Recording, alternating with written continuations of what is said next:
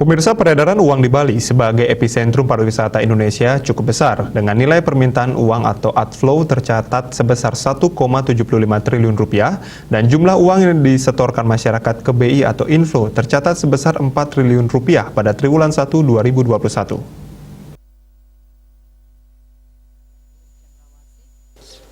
Kantor Perwakilan Bank Indonesia KPWBI Bali berupaya memenuhi kebutuhan uang tunai dalam jumlah yang cukup di wilayah terpencil, terdepan, dan tertular 3T. Kepala KPWBI Bali Trisno Nugroho berharap masyarakat mampu menjaga uang rupiah dalam kondisi baik dengan cara tidak dirobek, diremas, dicoret, di stapler, dan dibasahi. Hal tersebut penting karena kondisi uang rupiah sebagai simbol kedaulatan Indonesia dapat mempengaruhi citra Indonesia.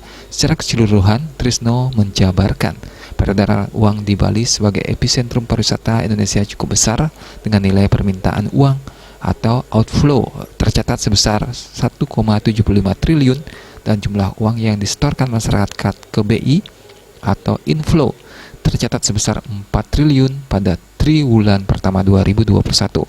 Meskipun besar, ternyata nilai tersebut turun apabila dibandingkan dengan tahun-tahun sebelumnya.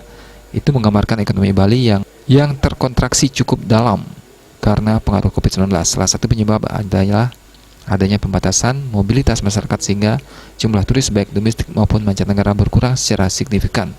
Kendati sempat terkontraksi cukup dalam, Trisno mengakui momentum pemulihan ekonomi Bali telah mulai terlihat sejak triwulan kedua tahun 2021 dengan mulai terkendalinya penanganan pandemi baik dari aspek kesehatan melalui vaksinasi hingga aspek ekonomi melalui digitalisasi.